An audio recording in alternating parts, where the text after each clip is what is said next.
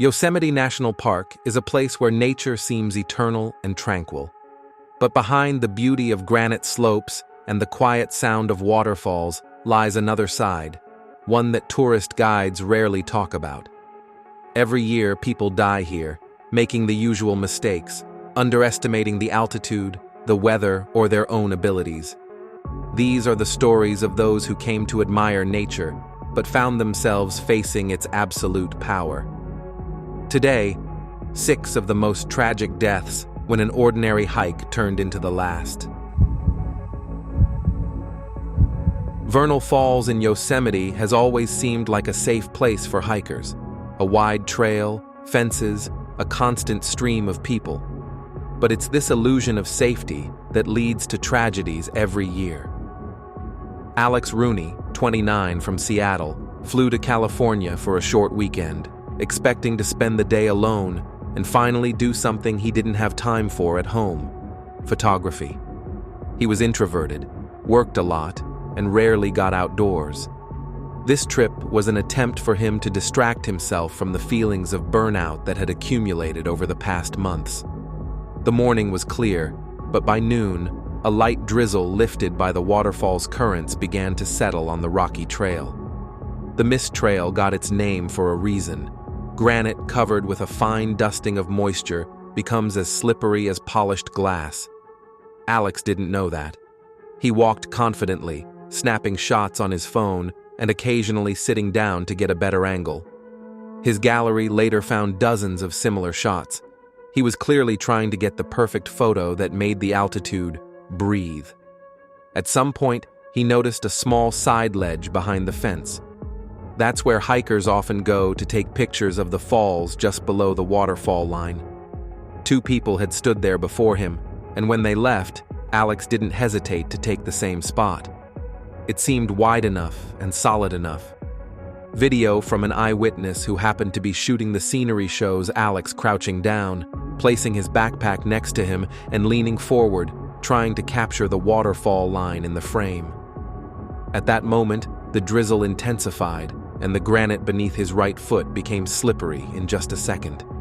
He shifted his body weight slightly forward, moved his foot half a centimeter, a move that would have meant nothing on dry stone. But the humidity did its own thing. His foot moved. Alex instinctively tried to hold on, rested his palm on the edge of the slab, but the surface was covered with a water film. He lost his balance almost instantly. His body tilted forward, his arms snapped, and in a split second, he disappeared behind a rock ledge, falling into the roaring stream. The fall was swift. The vernal stream at this place has tremendous force, and it is almost impossible to save a man who finds himself there. According to the rescuers, he hit a ledge lower down the slope, but this only accelerated the movement. The water carried him farther down the Merced River, where the current, even in the warm months, remains icy and extremely powerful. The search began 20 minutes after the call from eyewitnesses, but yielded no results until the evening. Only the next day the body was found in the lower part of the canyon, in the same place where the current usually takes all those who fall at vernal. Experts recorded multiple injuries and confirmed that the main cause was a slip caused by wet granite. This death did not stand out among dozens of similar ones in recent years. Any deviation from the trail in Yosemite can be the last step, even if it seems that there is only a beautiful view ahead and a few centimeters to the perfect shot. The route to Half Dome has always been considered one of the most challenging in Yosemite, and even experienced hikers often underestimate the final stretch, a steep, nearly vertical climb up steel cables strung across a smooth granite slab. Sarah Milton, 41, from Florida, had been preparing for this hike for months, running in the mornings, strengthening her back, studying weather forecasts, and watching dozens of climbing videos. She had long wanted to set a personal record like this, to climb Half Dome without the help of guides. Her friends said Sarah was always striving to prove to herself that she could do more than she thought she could. The morning began calmly. At 8:30, the temperature was comfortable, the sky was clear, and there was almost no wind. According to the weather service, a thunderstorm front was expected to pass north of the valley without hitting the route. Sarah moved up with the morning group of hikers, and for the first few hours the path was easy. Forested areas, then open slopes, and finally the exit to the triangular foot of the dome itself. It is there that most make a stop before the final push. Sarah also crouched down to drink water and put on gloves with rubberized palms. Many do so to get a better grip on the cables. The trouble started unexpectedly. Around noon, a thunderstorm cell rapidly formed over the ridges that was not reflected in the morning forecast. Video footage from the park's observation camera shows clouds gathering in just minutes. A sharp wind was blowing from the summit, and the first thin streaks of rain lay on the granite. At times like this, the climb turns into a dangerous procedure. The angle of incline is about 45 degrees, and underfoot is a smooth slab of stone covered in moisture. Sarah started climbing when the rain was just starting to fall. Her speed was steady, her hands gripping the cables tightly. But after 5 minutes, the rain intensified enough to make the cables cold and slippery. The wind pressed against her back, forcing the hikers to huddle closer to the surface. A few people started to descend, but on the narrow path it posed an additional risk. Oncoming traffic was getting in everyone's way. Sarah was about halfway up the climb when a side gust of wind literally knocked her balance off. She instinctively shifted her foot to hold on, but the sole of her boot slipped on the wet granite. Her right arm snapped off the cable, then her left arm, too abruptly to regain her hold. Her body shifted downward, and according to the only eyewitness below, Sarah tried to grasp the cable, but couldn't anymore. Stepping off such a slope means an almost uncontrollable fall.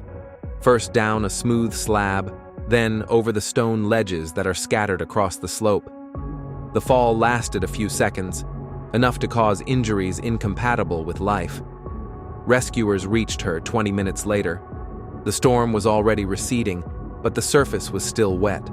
The official report cited a combination of factors: a sudden deterioration in the weather, wet cables, a strong gust of wind, and an inability to safely separate from other hikers on the limited path. Sarah died instantly, and became one of those people who is just a few minutes short of completing a climb they've been preparing for months.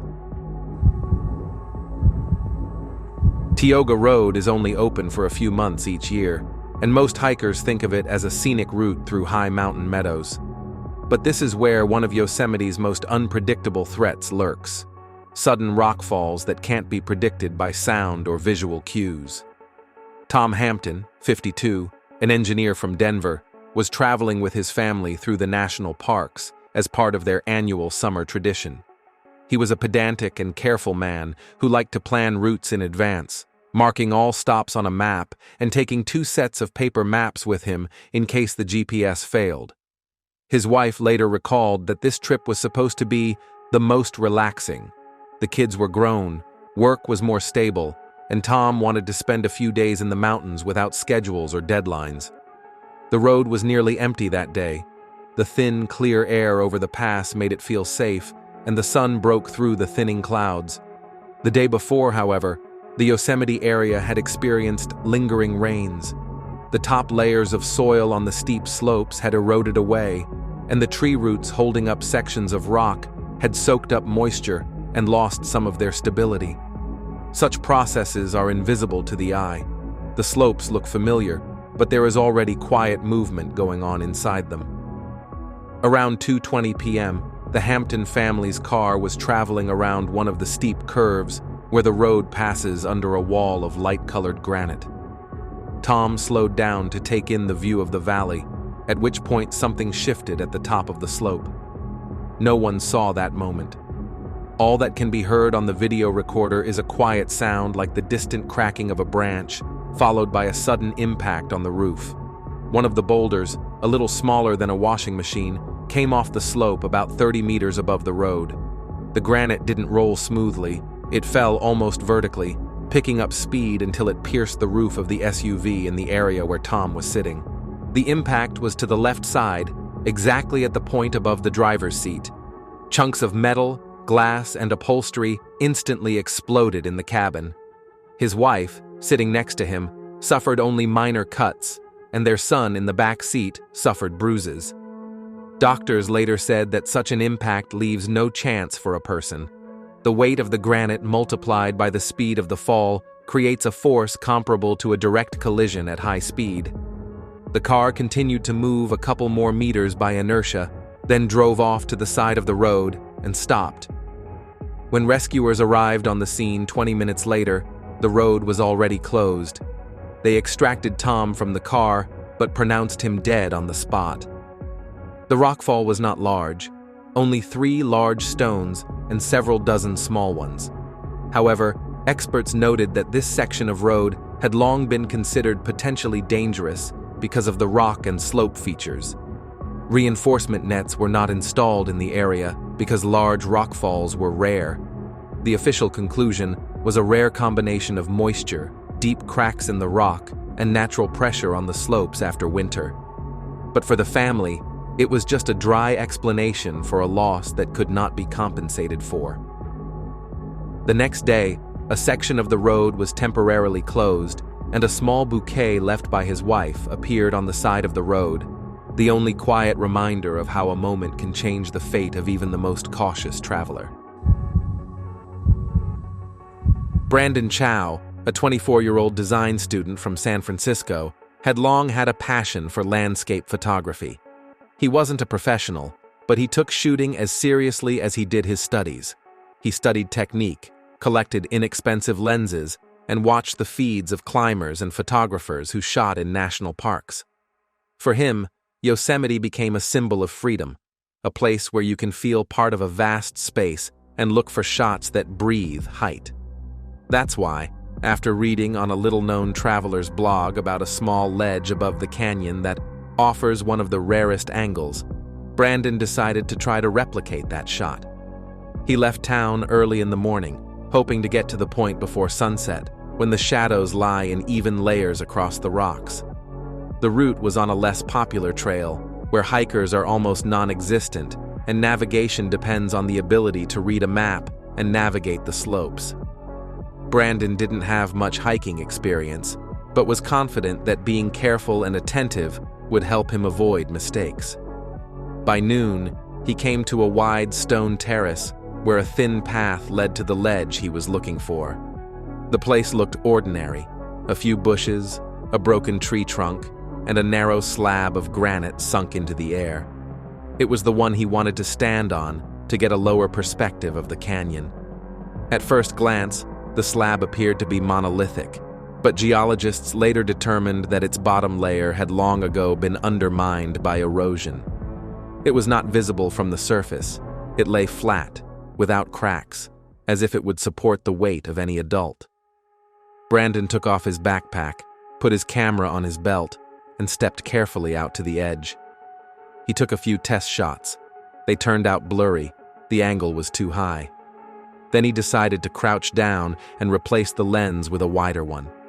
It was at this point that what the forensic team called natural edge failure occurred. The slab beneath his left shoe shook slightly, as if something had shifted beneath it. Then there was a muffled crack, a sound like a dry board breaking. Brandon instinctively raised his head, trying to realize what had happened, but the rock was already going down with him. The fall was instantaneous. No warning, no chance to push off or grab on. The camera caught his arm with its strap and hit his shoulder, and then there was only air and light. There were no witnesses there, but from the nature of the injuries, experts determined that he had flown several hundred meters, hitting ledges that could not have slowed his fall.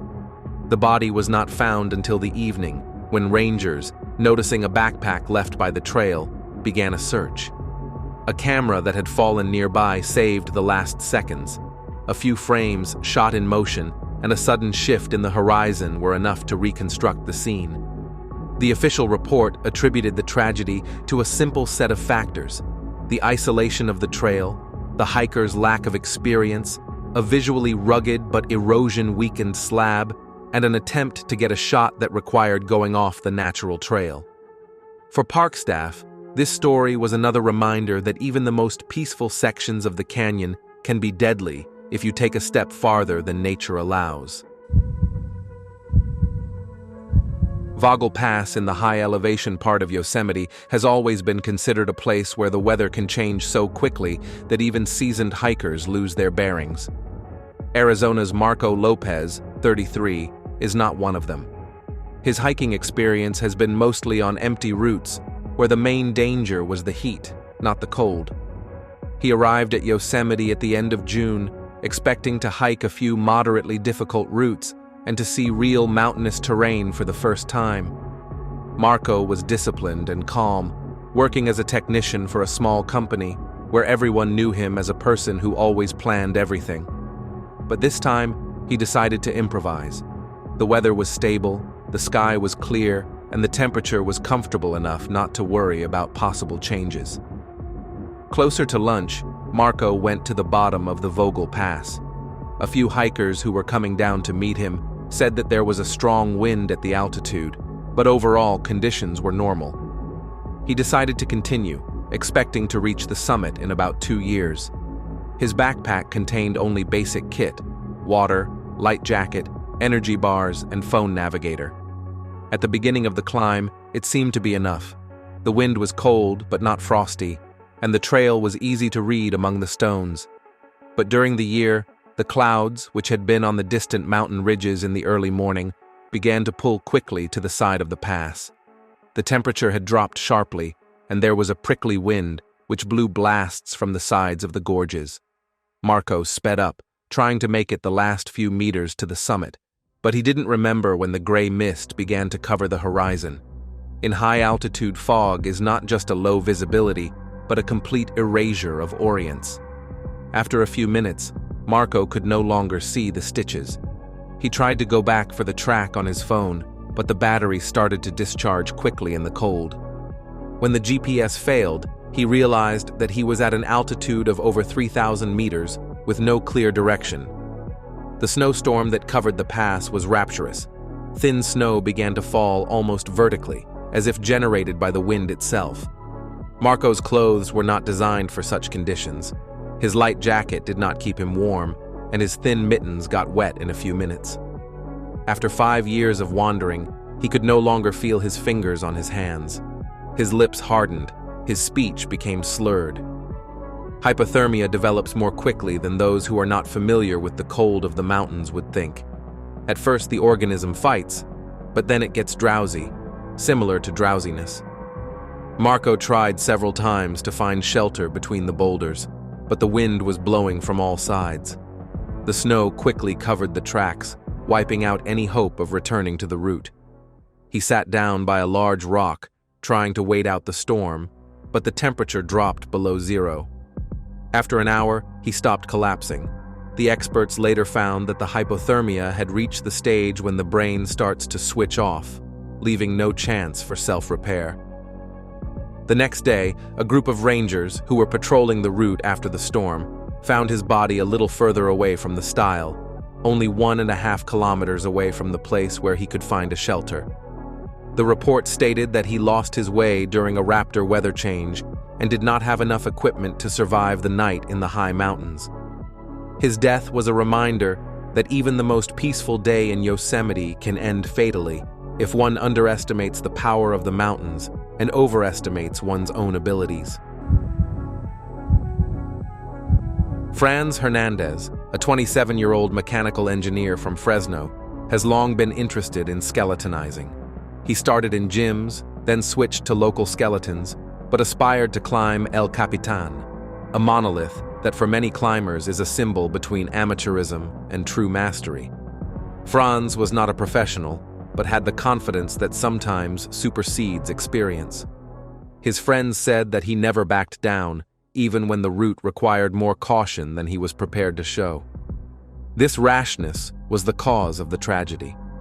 The fog had cleared over the valley before the rappel, leaving a pale, woolly mist on the valleys. The rangers warned about the increased danger, but Franz, who was making the ascent solo, decided that the sun would have dried the surface sufficiently by the time he reached the key valley. He started his ascent along the north face, a route where a beginner of free solo needs not only strength, but also intuition, which allows him to read the skeleton. The first 100 meters were easy. The stone speeches were familiar, the body was working confidently, and the background was stably keeping the rhythm. Franz stopped a few times to take a ladle of water and rest, and each time he repeated to himself that today was the day. But when he reached the middle part of the wall, where it is difficult to find wide polices and stable hooks, the situation changed dramatically. There, the granite looks dry, but even a thin hair can change the rubbing so much that your fingers start to cowl. Franz went to the area where it was necessary to make a short but technically difficult transition from a small ledge to a vertical slit, which served as a single safe point for his hands. He paused for a few seconds, breathed deeply, and carried his weight forward. His left hand drew the crack, but his right foot, instead of hitting the safe ledge, went down easily. It wasn't a sudden lurch. It was more of a sensation that turned into a loss of balance in a second.